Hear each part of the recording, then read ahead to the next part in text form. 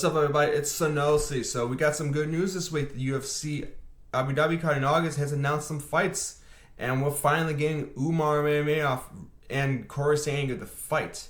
Now, I do have some concerns. I think they're trying to push Umar a little too quickly. That neckbeard privilege is kicking in. We've seen with Islam Makhachev fighting Bobby Green and then going right for the belt. I think he, at rank 10, hasn't fought enough people to prove himself yet. He's only fought people in the top 15 at best. I think he's trying to skip the line. But that's not the reason we're making this video. We have a video all about that neckbeard privilege. No, this video is about the Senior Citizen Fight Club. Because, god damn, we have a couple of people on this card that, sure, they're fun, but I am a little worried about. We'll get to it. So the first fight we got listed on here is Tony Ferguson and Michael Chiesa. We got two men that are getting there in age. Tony's in his 40s. Chiesa is not too far along. Both have had a bad skid. Tony's had 7 losses. Chiesa's had 3. Tony's been finished in at least two to 3 of those. Chiesa's been finished in 2 of them. It's pretty bad. I do think that being a 170 does give Tony a little bit more to work with finally.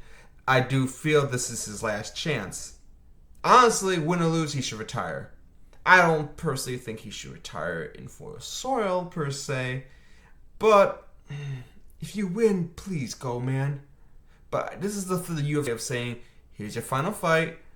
If you can't do this, get out. We're paying too much for you per fight. I don't want to see you fight anymore. We're concerned for you, Tony.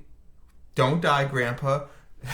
Chiesa, listen, the man has a job regardless if he loses or not. He really works his commentary in the sidelines, so it doesn't really matter so much if he loses, per se. But yeah, 2 senior citizens basically fighting at welterweight, so that'll be fun. Mackenzie Dern and Lupe, don't got really much of an opinion. All I can say is I got to meet Mackenzie Dern during UFC 300 week. I have a bias. You better win, woman. You better win. You got to touch the belt. Anyway, next fight. Davison Figueiredo versus Marlon Vera. So Marlon Vera had a really painful 5-round beating from O'Malley. So I think this is him kind of getting a rebound, but they might be offering his ranking. At the same time, Figueiredo is 36 years of age. For bantamweight, that is not exactly young.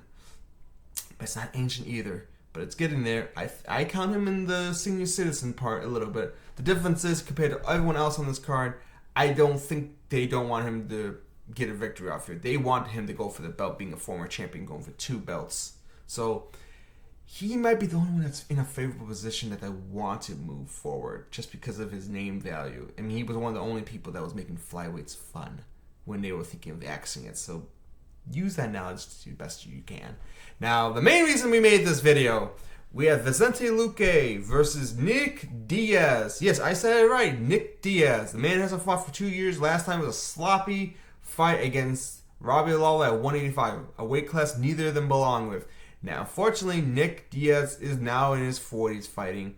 He has not been in great shape for a while. That whole drug charge definitely damaged his brand, more so all those years he could have been fighting. Luckily, they did push him to the back, but then he sulked and didn't fight for a while. But no, this is an interesting fight. Apparently, he was trying to get some fights before and he couldn't get any. I worry about a lot of things. The damage he might take. This is definitely him trying to get off of someone who's high in the price range, who's been hard to work with in the past. If it gets to midway through the fight, this is a 5-round co-main event, just keep in mind. I think Diaz has a chance. Being at 170, it's somewhere where he can't be a fat fuck, so I think that gives him a opportunity as well. But as of right now, I feel like they're trying to knock off some of the more pricier fighters. You can make an argument that's what they were trying to do with Derek Lewis before. That's what they could be doing with Dustin Poirier, because the man commands about $1 million+ per fight. The difference is he shows up and he's fun, just like Derek Lewis. So maybe it's not so much the case, but I know the UFC doesn't like spending big money on fighters unless they have to. So maybe this is their way of cleaning house, getting rid of Diaz, maybe getting rid of Figueiredo, though I think it's a 50-50 shot, really. And more importantly, getting rid of Tony Ferguson for his own sake. But you guys let me know what your thoughts are. I think this will be a fun card. We don't even know what the prelims are yet. This might be a case we get more senior citizens on here, and then I can make more jokes about this. But for now, I am just hoping we get a good one. We got a lot of fun cards coming up, and thankfully, that all starts this weekend.